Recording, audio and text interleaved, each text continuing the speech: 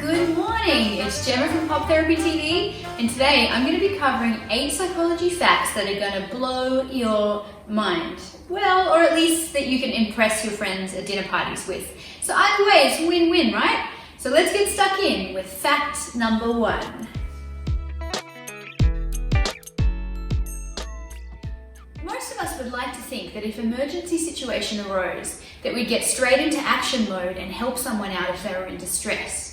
Well, research shows that the number of people present in an emergency situation may actually impact our likelihood of whether or not we intervene. A 1969 study by Latane and Roden showed that 70% of people would help a woman in distress if they were the only witness present in a situation, whereas only 40% of people intervened if there were more than one person present. The greater amount of people present means that we may actually be less likely to intervene in a crisis. So why is this? It could be due to diffusion of responsibility, so we might think, well, hey, there's so many people here, surely someone else has already done something about this, I don't need to act. Or it could be because sometimes we just follow the social cues of others, so we might think, well, hey, that dude over there isn't doing anything, so I don't need to either. Positive emotion changes the way we think. Psychologist Barbara Fredrickson hypothesizes that when we experience positive emotions, we think in more expansive and creative ways. When we experience emotions like joy, happiness, gratitude, love, we start to think in more novel, flexible, and creative ways. And in turn, when we experience negative emotion, the way we think actually becomes narrower. And that makes sense from an evolutionary perspective. If we're experiencing fear, our body needs to prepare us for the easiest response, which is to fight or to run away. It makes sense if we were being chased through the jungle by a tiger, our creativity might be hampered. Sure, we could try and come up with a creative way to lure and trap the tiger, but by the time we did that, we probably already would have been eaten. So we often go for the most default and easiest response, which is to run. So next time you're having a creative block, stop, go and do something fun, and come back to it with a fresh new perspective.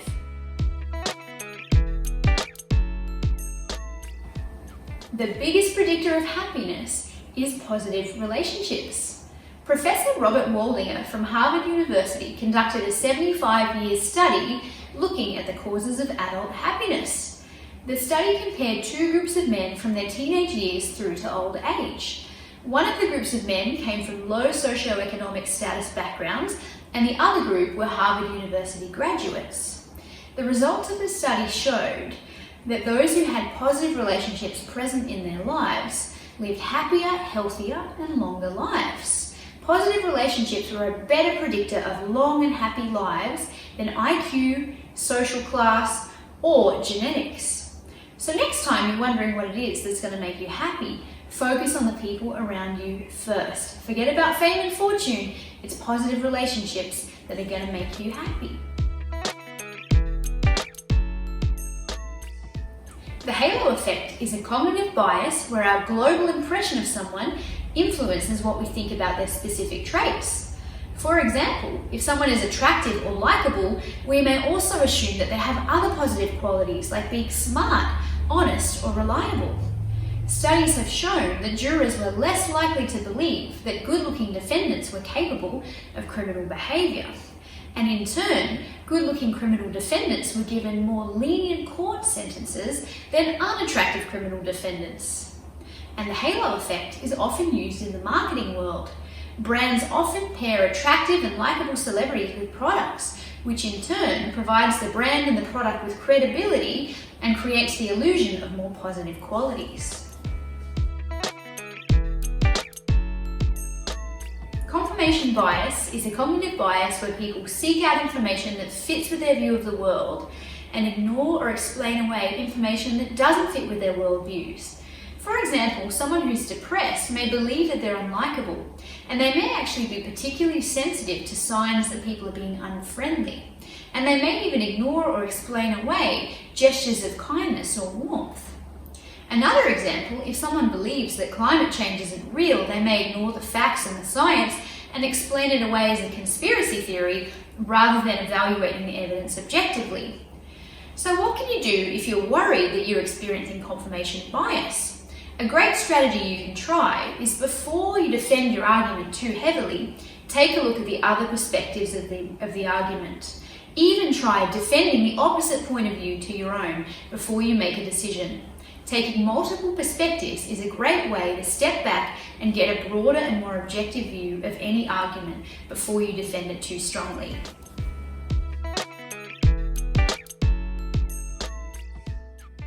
Intelligent people often rate their intelligence as lower than it actually is. Conversely, people with lower levels of intelligence often rate themselves as being smarter than they actually are. So why is this? Have you ever heard the phrase conscious incompetence? When we learn a new skill, often we get a burst of confidence and we think, hey, I'm great at this, I got this. But then with time, often our confidence dramatically decreases as we realize the extent of what we don't yet know and still have to learn. People with lower levels of intelligence may not have the skills and insight to realize the extent of their lack of competence or abilities, or they may not have the metacognitive abilities to genuinely reflect on their own behaviour. As Charles Darwin states, ignorance more frequently begets confidence than does knowledge.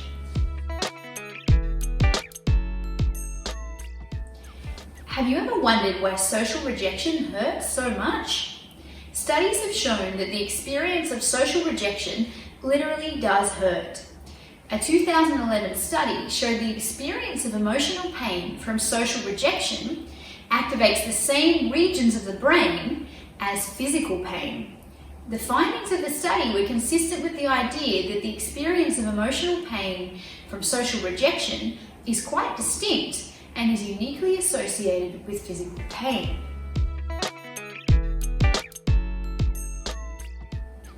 External rewards can undermine our intrinsic motivation for a task.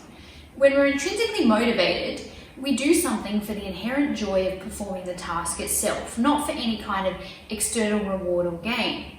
However, in many settings, such as workplaces and classrooms, external rewards are often made contingent on task performance to motivate us.